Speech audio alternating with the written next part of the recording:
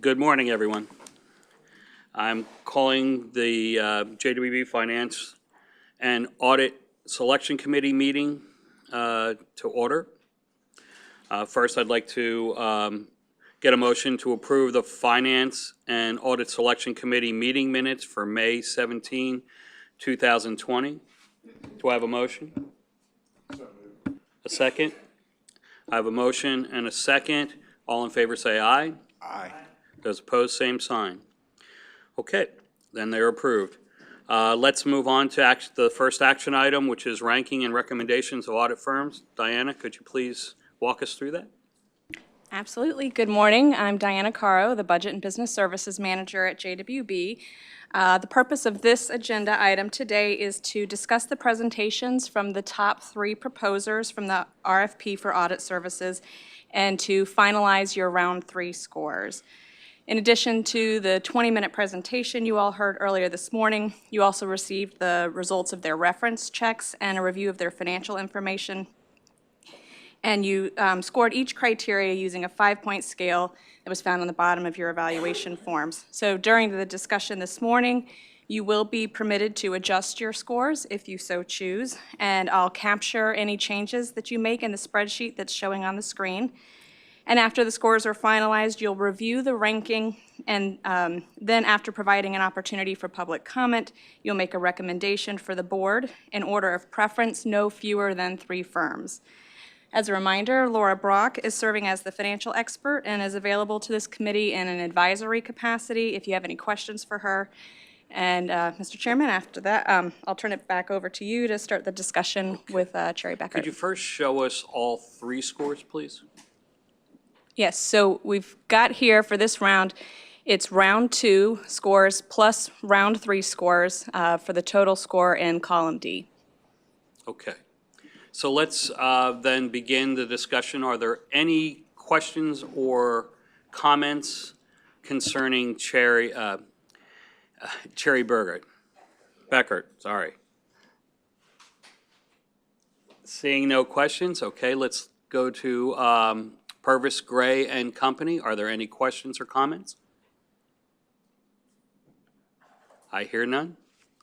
And then Malden and Jenkins. Are there any comments or questions? Hearing none. Okay. Our next step then would be, I believe, correct me if I'm wrong, is to either propose the organization that we would choose, or what is our just make sure our next step. The committee will rank and recommend at least 3 firms. So we have the 3 firms here, and they are sorted in order of score. So just taking action that this is your recommendation in this rank order. So do I have a motion to approve the recommendation to move forward? So move. Okay, I have a motion and a second. All in favor say aye. I'm sorry, Diana, before you? Okay. I'm sorry, what did you say? Was there a public comment? If there are any comment cards. Oh, I'm sorry. Are there any public comments? We don't have any cards. Okay, and you're not hearing anything. So based on that, I have a motion and a second. All in favor say aye. Aye. Those opposed, same sign. Then we are approving to move forward with the 3 firms. Okay. Let's move on to action item B, which is Finance Committee proposed budget, millage rates, and revised 5-year forecast for the board recommendation. Laura, would you like to walk us through that or begin this? Sure, absolutely. Good morning. So we're here today to discuss the proposed budget along with the millage rate and the revised 5-year forecast for board recommendation. So you have received a copy of the detailed budget. At the board meeting last week, we presented an overview, but the meeting today includes a little more information relative to all the specific programs related to the proposed budget.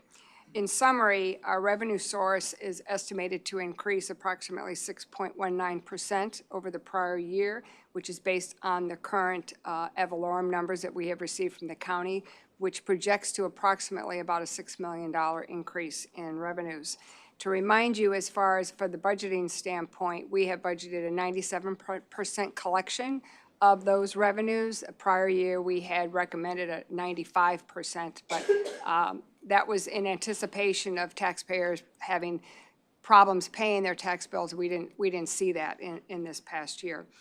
As far as the proposed millage rate, we were recommending that you keep the millage rate at 0.8981. And again, as we discussed at the board meeting, the discussion was that we would leave the millage rate for fiscal '22 at that amount, and we would consider revising that to either adjust that down in fiscal year '23 or going forward. As far as the details, as the children and family programs, we go through and calculate a lapse increase relative to the allocated programs, and that lapse increase ranges from 1% to 5%. What we did is the same process that we had done last year, which was an average of the 3 years lapse. We considered fiscal '20 as an outlier. We did not include that because of the COVID and with all the lapse amounts that had occurred. And so with that lapse amount, that calculated out to just over $1 million in net increases. We are budgeting a $1.75 million amount for non-recurring funding for non-operating and capital purchases. As you remember, we had increased that amount last year after we had received all the applications to be able to award dollar amounts to those that had scored the 65 in the grant application process. We are hoping that the agencies will take advantage again of submitting applications for grant applications for IT, infrastructure, things that would help get their computers up to speed, as well as COVID-related items, and of course, any enhancements that they would need at their agency. As far as future programming, that would be including implementing our strategic plan. We have a placeholder in our budget right now for $2.5 million for that as we continue to move forward and look at the different programs that we would want to add to our funding. And as far as contingency, we've got a line item of $1 million in contingency, which is for those unforeseen items that we would be required to address in a timely and emergency environment. As far as the administrative side, internally for our staffing, we have budgeted a 3% cost of living increase for the administrative staff. And we've got a placeholder in there right now of 25% for health insurance or other insurance premiums. We don't have those numbers in yet, but that's a placeholder again that we've got in our proposed budget. To remind you that we did retain the HR consulting firm of Evergreen Solutions, and they are currently in the process of doing a compensation study for us, which we go through every 3 years. We don't know if there'll be any adjustments to line up certain pay grades or certain salary amounts, but we've got a placeholder in the budget of $250,000 for that. And then we are recommending, in an effort to get up to speed, to be able to implement all the new programs that we are seeing on the horizon, we also have a placeholder of $600,000 for 6 full-time equivalent staff that we would like to bring on board. We've looked throughout the organization to see where the needs would be for these additional staff, and right now they fall into the categories of human resources, perhaps programming, procurement, finance, program finance, and in a training field. So we're looking at those areas. The thought process was that we want to bring these people on board now, get them infiltrated with our organization so that when we get ready to roll out these RFPs and have the programs, they're already up and running and we're not scrambling to try to find somebody at that time. In that case, even with the addition of the $600,000 in our budget, we would still maintain our administrative rate below 10%, which is what the recommendation is from the board, and it would fall still within the 7.49 to 7.67%. Following that, you've got a draft of the current budget, and this again breaks down all the areas that you didn't see at the board meeting. We've got the presentation a little bit different this year, and that's because of the strategic plan. In the past, we've always broken down the programs into 4 strategic focus areas. And because of the strategic plan, we went through and analyzed all of our programs to determine which ones really fell into the 0 to 3 initiative, since that was a new initiative. What we found is that there were several programs that overlapped, and it was difficult to determine what one specific area it was. So we've kind of broken down, if you see on page 3, you'll see the expenditures. These are the primary program areas that we've identified. We've, for comparative purposes, we've shown the amended budget for '21 in this format, and then the presentation for the fiscal '22 as well.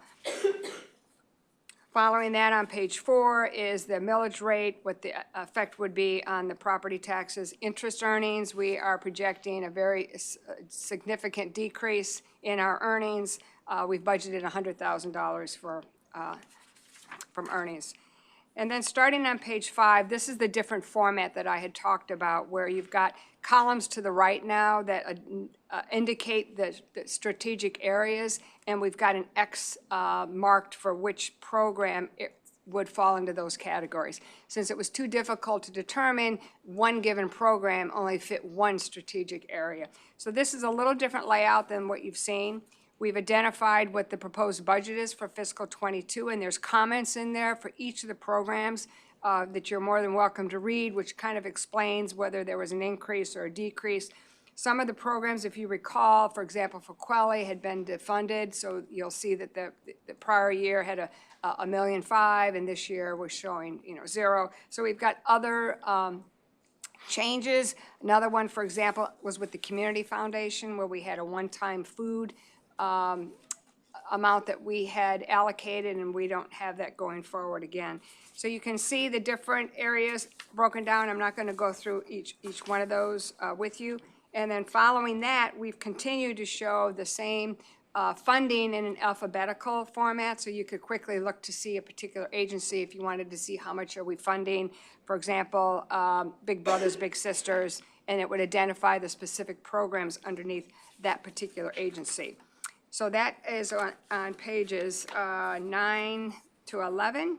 Page 12 breaks down our administrative expenses, as I indicated earlier, with an increase of 3% COLA, as well as the additional full-time equivalents. Then on page 13 is the statutory fees and the internal technology items. Following that is the forecasted, the budgeted forecast number, and I've identified these. I spoke about this at the board meeting, but again, it's here for you all to look and consider. I did want to point out, if you look at the column for projected fiscal '23, that if you're looking at the future programming line, we're showing a $6.75 million placeholder. We're trying to project going forward in fiscals '23, '4, and '5 when we would be implementing all the strategic plans, and we want to be careful to identify those needs in light of the fact that there's been a look at our unrestricted fund balance or our unassigned fund balance. So we've calculated those numbers. We've calculated the future programming amount as it would roll into the program continuation. We've calculated the COLAs, which was an average of 12% on those, as well as we projected the numbers going up to fiscal '25. And if all were to project as we indicated here, we would have a 35% unassigned fund balance, which again is well above the dollar amount that is the target rate for JWB. So I'd be glad to answer any questions. I've got Diana Carroll with me as well to answer specific budget questions. Beth, do you have a question or comment? I have actually a comment. This has been an exceptionally good budget process, and I commend our staff members who have been part of all of this. I'd point out, though, that our funded agencies typically are going through their budget processes now for an October 1st. They don't have to back it up to trim dates and all the rest. And so while we did our best job at gathering information from them relative to their needs or program developments or other things, some of those, I think, surely will still be coming into us this month and next month. I don't think they will be material in the scope of this budget, but I do think there will be those that would be wise to go ahead and implement. I will give you one example, and it may not be the one that makes the most sense to everybody, but CASA, along with lots of different partners in the community, is working to create a family justice center, a one-stop shop, if you will, for victims of domestic violence. And they don't anticipate that there will be even a soft opening until next July 1st, with a more public opening October 1st. But as they are doing their more specific planning, just this last week, I got something from their CEO saying, would you be willing to assist us with some relatively, I would say, small parts that wouldn't start until next July? Well, those are very good things for us to do. CASA has been a long-standing partner. They have, we had concerns about them at one time, but those have really been allayed. They do a good job. It's square within our strategic plan. I bring that up as an example, not, not anything else. But just to say that between now and, say, September, it's likely we will learn more about opportunities for the Juvenile Welfare Board to live out its mission and do what it is here to do. We always try to give you a budget wrapped in a bow at this stage of the game, but I wouldn't want you to be surprised by things like that just follow their own life cycle. It doesn't mean that Diana wasn't gathering as much information as humanly possible at this point in time, or that we missed anything. It's that, as months go by, we learn new things and new opportunities. And given that this board very much wants to see our money utilized effectively in the community and to live out our mission and our strategic plan, if there are opportunities that land squarely within all three of those, I think you would want us to bring them back as part of next year's budget. And just staying in that line, I had a conversation this week because, in fact, on Wednesday, the Children's Licensing Board is having their meetings, and they're working through their budgets today and trying to get things done. Ours will be done before theirs is done. And one of the major issues that we're having is the fact that there's a huge fluctuation in actual foster homing and homes and having places.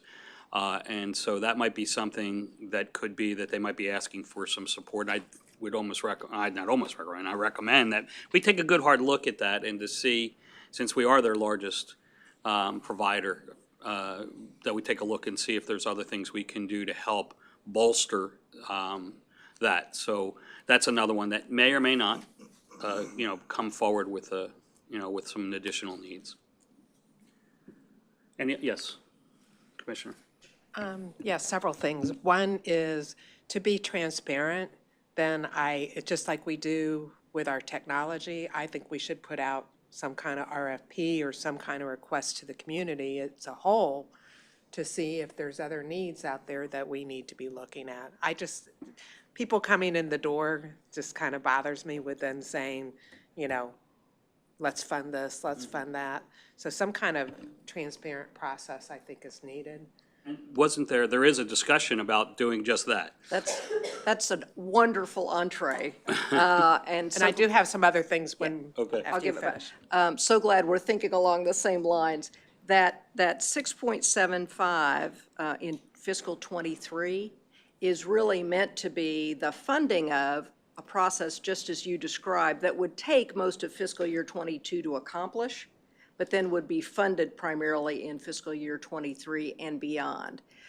You would remember that 5 or 6 years ago, give or take, 2016, we did what you just talked about, a transparent and open request for proposals, so that, again, to your point, it wasn't, oh, we see this here, or somebody happens to think to come to us and they figure out how to get through to whoever. But I mentioned CASA largely because they're already a funded agency and it's extension of what they do. But very much to your point, in 5 years, 6 years since we last did that, are there resources within our community, are there organizations within our community that have developed capabilities and have opportunities that funding would take to the next level? I'm quite sure there are. And the last time we did this, the board budgeted $3 million, or that's what we put out, and there were about $10 million in proposals. And having not been here then, I don't know whether most of those were just really terrible, or whether it was more a matter of limiting the funding. But given the unassigned fund balance we have at this point, if there are good proposals that meet all the criteria, that are on our strategic plan, that are well within our mission, and that show they have a good likelihood of strong success, that's what we would want to be doing. And so the $4 million, there's nothing magic about that. I think you, in a way, you have to wait and see what you get and what the quality and the alignment of those proposals are. And then clearly, the whole process would be a sunshine process, and all of that would come to all of you. So, and then I'll hand it back because I cut you So off. Commissioner, before you take it, unfortunately, I missed Mr. Butler, who had his light on before yours. So if he can just ask his question, and we'll come back to yours. Yeah, my big question is, I noticed that 211 Tampa Bay Cares, are we the only funding source for that organization? No, the county is a significant funder. The county's funding is more than our funding is, but those are the two main funding sources for 211. It just seems $1,200,000 seems a lot of money for nothing. Well, Just absolutely nothing. well, just thanks. How do we go about asking to go out to bid for those type of services? Karen may want to comment on this as much as I do. You might want to go first. Thank you. We had a roundtable with some of the major funders recently, well, several months ago. And out of that came information. There is it's San Diego, 211 is known as one of the groundbreaking 211s across the country. And so they have a model, and I just know the acronym, it's CIE. And it's honestly the most comprehensive way of helping people. It's a database that follows them from agency to agency. It's truly been transformative for San Diego. So out of that came an idea of, is it time to hire somebody to take a good look at how we are doing our services? And so there is a meeting, I believe, this week or coming up soon between JWB, our Health and Human Services, to talk about jointly hiring a consultant to truly look at the whole 211 model as well as, the CIE idea. So I've been working on it. I know, it's just kind of, I deal with people out on the street quite a bit. I always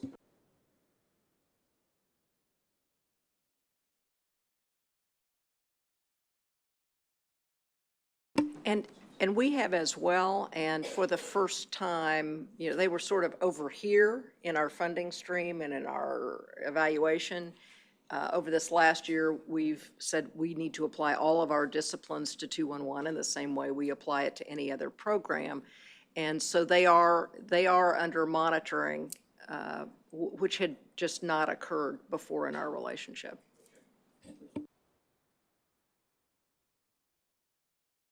Yes, and Laura, you may, or Diana, you might have addressed this, but I'm curious why the COLAs are in some budgets and they're not in others, and they range from 1% to 5%. I know this time around with the county budget, we used to give targets to our departments. And this year, we did not give targets to the county departments. We did give them to the constitutional officers, but we basically, asked our departments to really look very strongly at their budgets before they came back with their requests. And it actually was a great process because our county departments are saving us some money.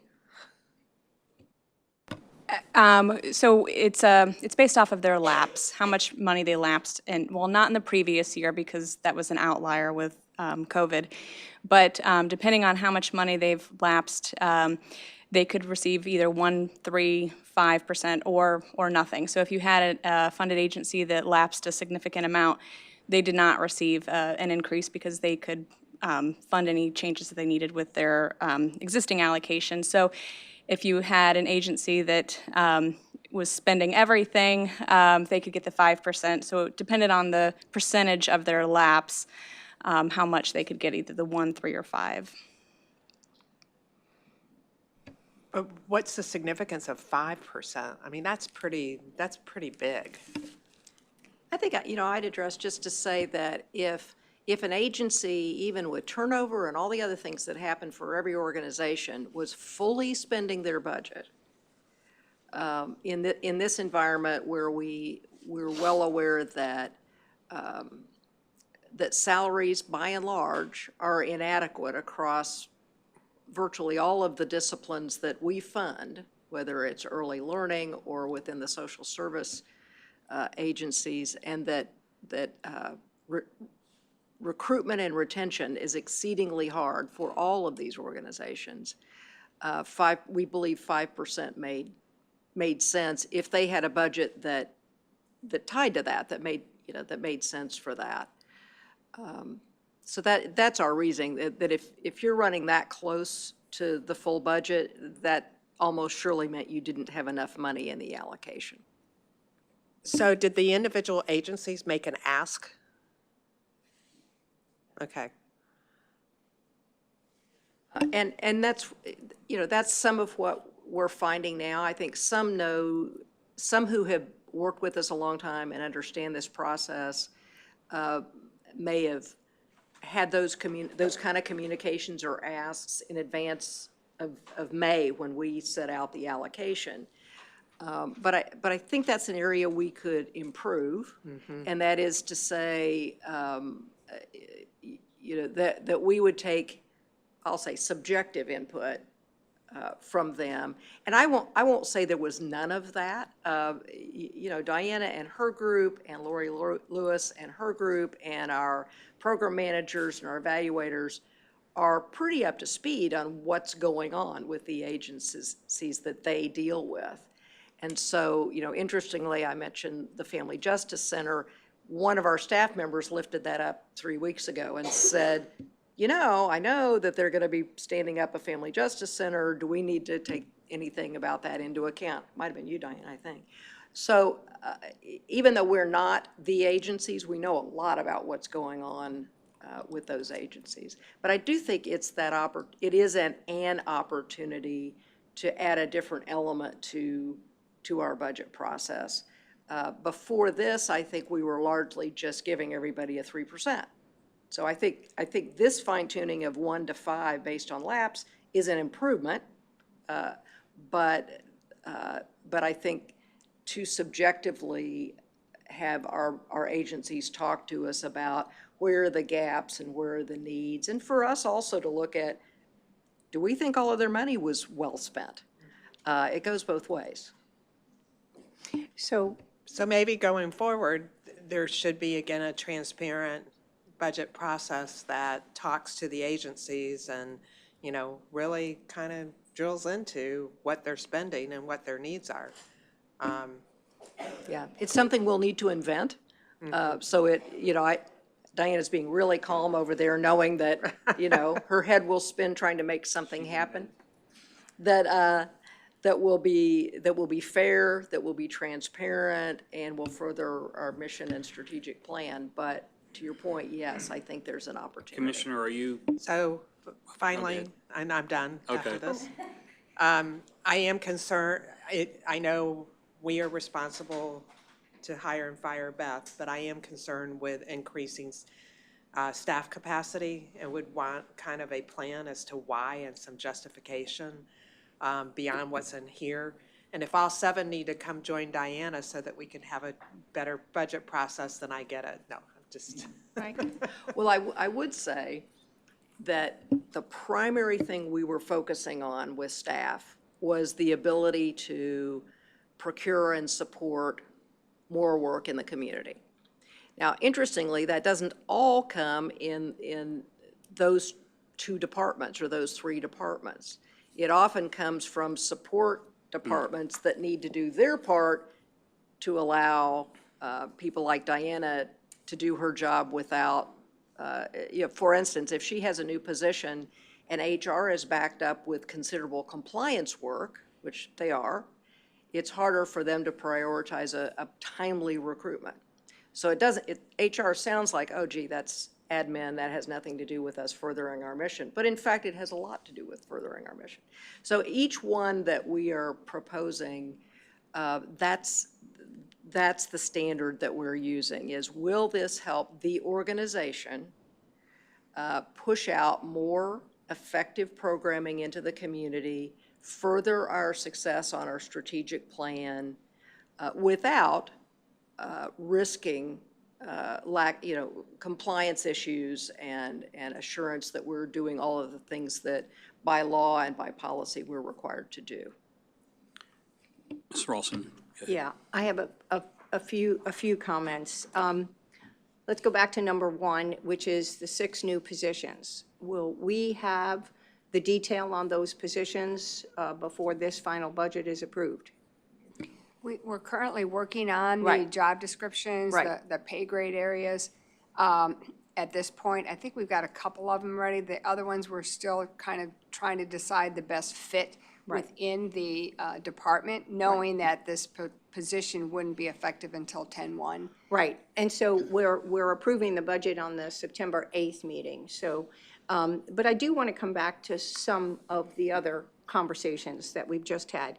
As a former executive director of a funded agency, this issue of lapsed dollars has been a significant issue on both sides of the table, because we would work very, very hard in my agency to not lapse a dollar. One year, we came in at $19, and it was like everybody was celebrating, not me. And so I appreciate the conversations that we've had on several meetings regarding tying the budget to the lapsed dollars, because for those agencies that work hard, hire, retain, not have a tremendous amount of staff turnover, to spend their dollars through the budget that was pre-approved through JWB, what we're saying is if you've lapsed hundreds of thousands, if you're a big funded agency and you've lapsed hundreds of thousands of dollars, maybe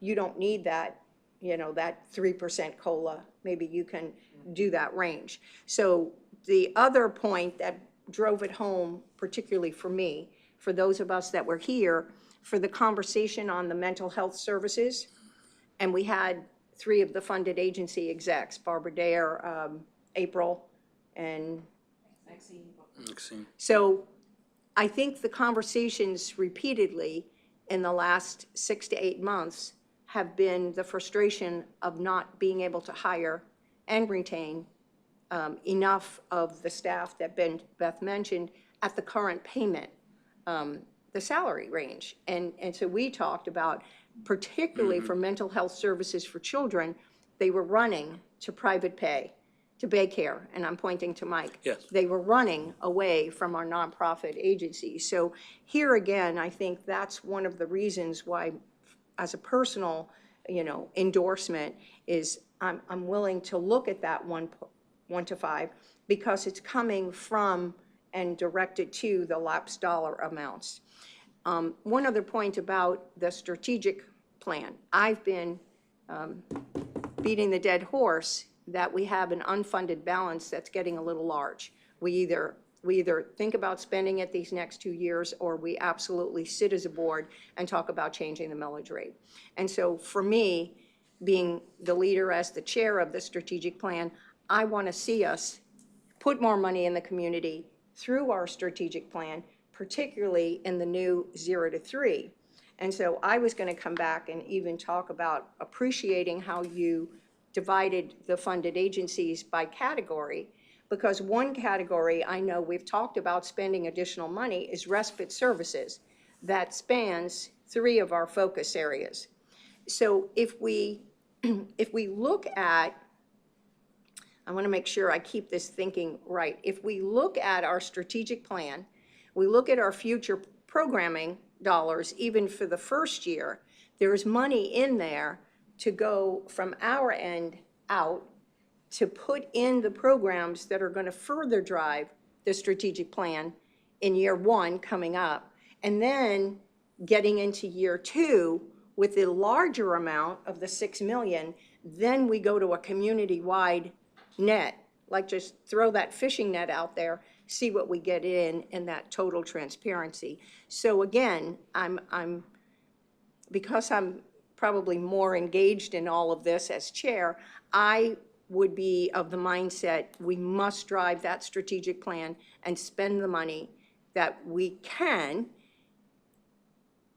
to get out there the services we need. But what's been the huge hindrance, and poor Beth has to tell me every time we talk on the phone, is that there's not enough staff to get those procurements out there and get them approved. So that's where we're getting into the 6 new positions. Could be in research and evaluation, could be in budgeting, could be in HR, could be in program monitoring. But without additional positions, we're going to keep turning where we are now.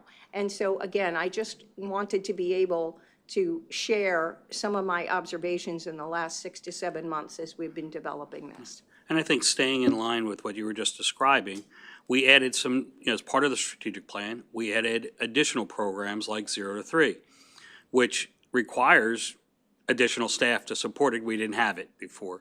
So I think what I'd like to see as we're going through this is if it's possible to say the impact of this growth is coming from where if it's the specific programs, it may have created it.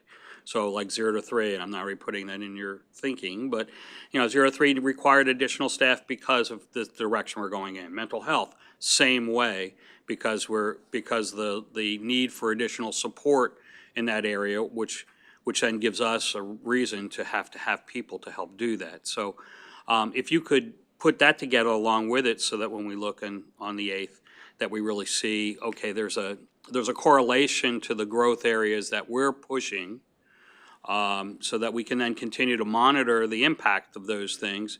And as Mrs. Rawson just said, we've got a substantial amount of funds that are sitting out there, and we're either going to use them or we're going to figure a way to reduce the impact on the taxpayers.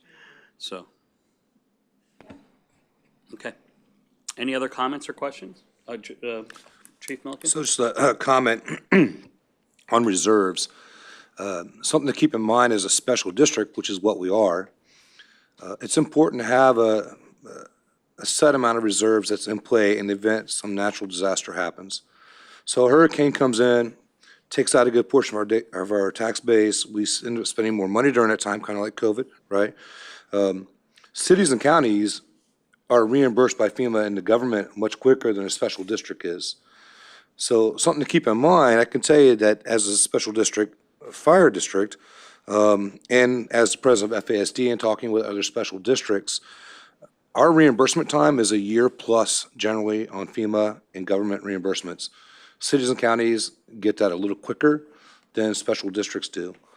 Sometimes we've been as far as almost 2 years before reimbursement applied. That's a long time. That's a long time to be without funds that you had to go and spend more than what you had planned on, and you don't necessarily have it coming back in that next tax year. If some of your tax base is wiped out, you might not get that money back in that next budget year.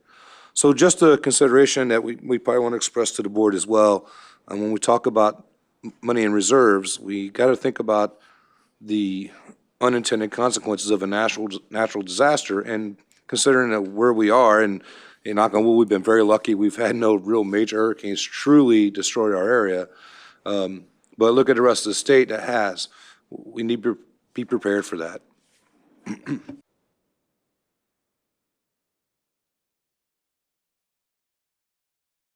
Any other comments or questions? With none, do we need approval for this? Is that what it is? Yes, you need to make a recommendation to the board. Okay. So do I have a motion to move forward with a recommendation to the So board? move. We have a motion. Do we have a second? Second. We have a second. All in favor, say aye. Aye. Those opposed, same sign. Okay, so we'll then move on. Discussion, Finance Committee and Investment Report for May 2021. Laura? Thank you. So I have presented the monthly financial statements for May. As you're aware, we are 8 months into our fiscal year, which is about a 67% calculation. But looking at our balance sheet, as you're knowledgeable, we have a very healthy balance sheet. We have $74 million in cash and investments, which is about what our equity is. We have a very small amount of operating debt relative to payables, accrued liabilities. And then since this financial statement is on what they call a government-wide basis, we show the liability for the net pension liability, which is I'm not going to say an arbitrary liability, as Colleen would point out, but it's a liability. It's $5 million if we were to have to fund that.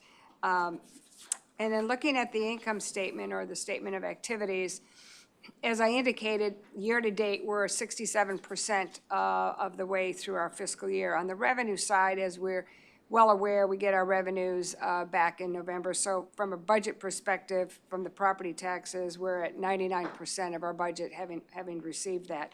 But looking at the expenditure side, year-to-date, we've spent $30 million in our program expenses, which is only 40% of the year. And in comparing that with the prior year, we had spent $31.4 million a year ago this time. So we're down a little bit in that respect. Some of that, again, has to do with the defunding of some of the programs that we had this year. And then looking at, for the total expenditures for the month of May, we're at $40 million versus $34 a year ago. And the reason for the disparity there is because the revenues, we had an increase of $6 million in revenues this past year, which kind of was unanticipated. We didn't anticipate that we would get that much.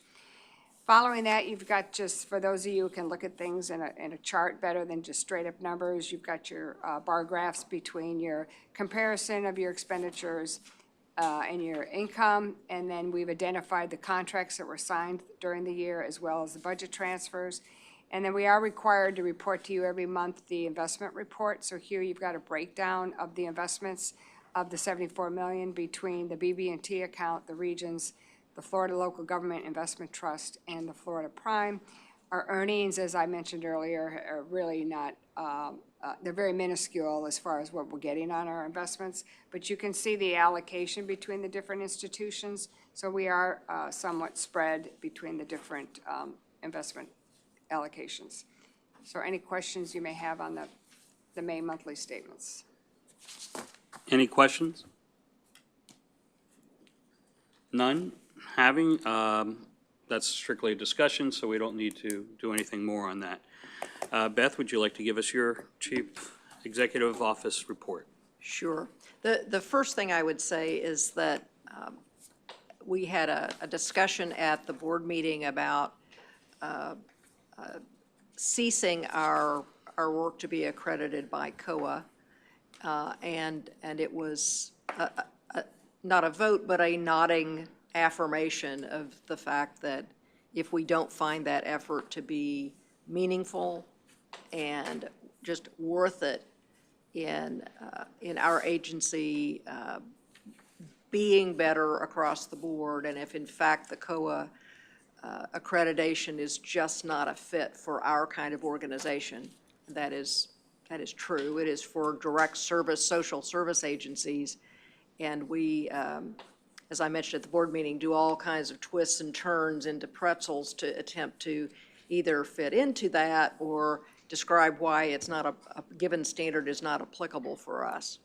So after that board meeting, I was able to announce that to the staff, and I think I am now everybody's best boss. For nothing else that I've done in over a year and a half, but that was universally celebrated. I reminded everybody that now they have this time they can use on procurements to further our strategic plan. And believe me, it was not that these folks didn't want to work, but they're not really inclined to want to work really hard on things that they don't believe make a difference. And I'm glad that they viewed their time as a JWB asset, in essence. So, so we will be regrouping from that and saying, okay, now that we're not doing that, what is it we can do, and where can we further the mission with some of that pretty high-priced talent, I would tell you, across the entire organization.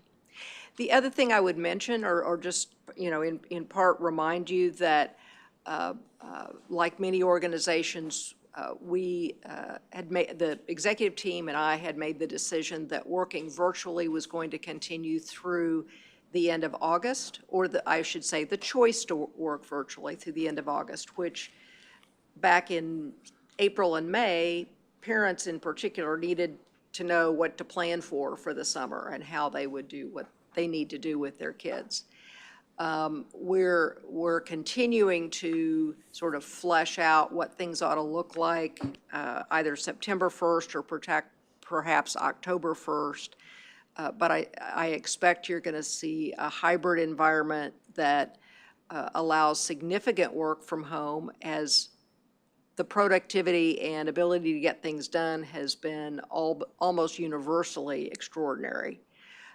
But simultaneously looking at those areas in which onboarding or meetings that develop and support culture maybe need to be in person. And like the rest of the world, we're kind of trying to figure this out. Probably the way we first do it won't be the way we ultimately do it. You know, we're watching what the county's doing, for instance, and they have such, you know, so many employees that do so many different kinds of things. It's my understanding they're sort of going department by department and making good decisions for each. And that's, you know, we kind of look like one department compared to the county. So, so just to say that continues to be upper mind, and the executive team is sort of looking at that, as well as reading everything that's out there about what others are doing. And I don't want to do an ad hominem to say, well, they're doing it, so we should do it. Reminds me of my younger brother's, you know, constant refrains to my mother. And it didn't work there, and it doesn't work here. We ought to do the right thing for the Juvenile Welfare Board to be effective, and yet to enhance the working environment for all of our employees. So I think what you'll see is more of us coming back into the office. For instance, when we have an in-person meeting here, we might work the rest of the day here in the office. And we'll see what benefits come from that, and kind of keep triangulating to where we're going to be in the fall. Well, great. Thank you, Beth. Any questions or comments for Beth? I was just wondering, and you know, I'm sure you would address this if it was happening, but you know, from my experience with very, very, very different government agencies, a lot of the work remote has been difficult, for example, on permitting and on, you know, development review services, because a lot of that requires, you know, in-person either dialogue or look at this plan together so I can show you what I'm talking about and you can show me what you're talking about. Are you experiencing any of that with like our funded agencies or any of the other people that we interact with? Are we seeing any issues as it relates to our workflow or our deliverables from our staff to others as a result of the work remote? That's a great question. Fairly early on in the pandemic, we identified that the single activity that absolutely had to happen in person was that for all of our funded agency, we do site visits.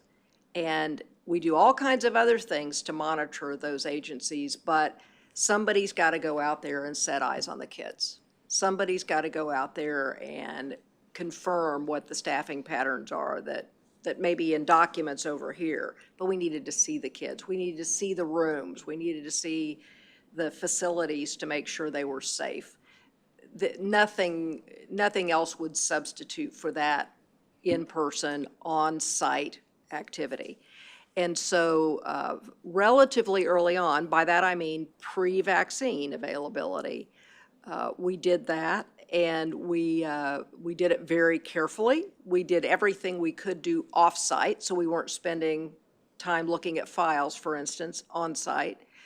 And told our staff at that point that, remember, at that point in time, those agencies were required to be wearing masks, and our staff would be wearing masks going out to visit. And we empowered our staff to say if they walk in a room or they walk into an agency and do not feel safe because of the practices going on, or, people pulling their, having their masks down at their neck, they could turn around and walk out and say, I'll be back when you get it right.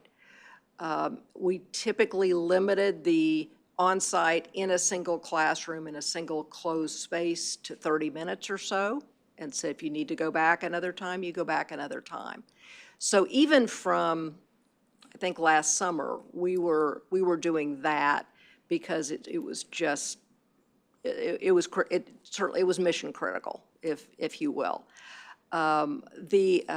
We do lots of collaborative work with people across the county in various and sundry ways. And in some ways, we've done more of that because people could attend from Tarpon Springs to Pinellas Point. And we've had more participants in many, many of those things because not just us, but moreover, the other people attending had less travel time. Now, we also know we miss the before and after, oh, hey, can I grab you? Can I talk about this? Can I talk about that? And so that's something we're just sort of pondering, the net between having more people participate because they could with Zoom or Teams versus the, oh, by the ways that we always know are a benefit in those kind of meetings that are, none of which are sunshine meetings. So those, oh, by the ways are, often where a lot gets done. So I think we're exploring that and kind of putting our toe into that piece. So I hope that answered your question. Any other questions or comments? All right, so now we move into the open agenda. I do have one open agenda item. We're looking at potentially moving the date of the next Finance Committee meeting. It's currently scheduled for August the 28th. Or 26th, I'm sorry. But it would behoove us if we could move it to the 19th of August instead. So I'd ask you to please check your calendars and see if that date's okay for you. You're not available? And you're not available either? And I have a commission meeting. Oh, okay. That's gonna be interesting. You could have attended the 26th? You could have attended the 26th, but not the 19th. Not the 19th. At least right now I can't. Okay. It's like either is fine for me. Yes, I have 26 on the calendar. Okay. So we'll, And Rick Butler? Rick, you okay? Well, I got a space flight, 26, but I'll be here, But you would be available the 19th as well? probably on Zoom. No, I'll be here. Okay. You want to know about the 12th? Yeah, I mean, let's see something. Let me look my own self. For the 12th. 12th is, Does the 12th work for Laura Brock for staff? would it? August 12th, I have down JWB board meeting to be determined. Right. That would be a board meeting, yes. Not, And we typically skip, but you're Right. right to say that if we'd found the overwhelming need, we would have blocked that out. so would August the 12th work for everyone? That work for you? No, there is no board meeting. No. But we, Okay, and that again, it'll depend basically on what happens on the 8th as to whether or not we really need a Finance Committee meeting or not. So that could also be canceled, but if we could then move it to the 12th, that would, it's a placeholder for now. That would be great. Yeah, let's, if everyone, Laura, is that good with you? Okay, is everyone else okay with the 12th? Right. Brian, I didn't see, And are just you to okay let- on the 12th? I should be, yeah. Okay. And the time would be 9 AM, I'm assuming, for everyone? Yes, Right. So, and just to remind you that what we would be discussing at that meeting would be any changes that were to the budget after the July 8th meeting. So we want to catch those before it goes to the board meeting in Correct. September. Because the board doesn't meet in August. right.